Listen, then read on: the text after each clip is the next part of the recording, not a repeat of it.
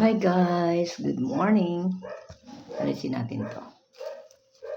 Ito guys yung wala akong ibang palaman guys. Coffee and then tinapay. Ayan. Ito na lang guys palaman ko guys. Ito. Corn beef. Hindi ko na yan guys. Iinitin ko na lang yan doon sa oven toaster. Ayan guys. Pwede na siyang palaman guys. Oh.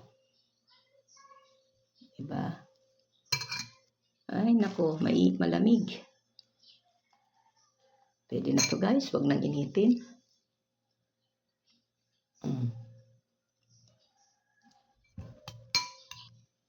Corn beef. Yung leftover kagabi.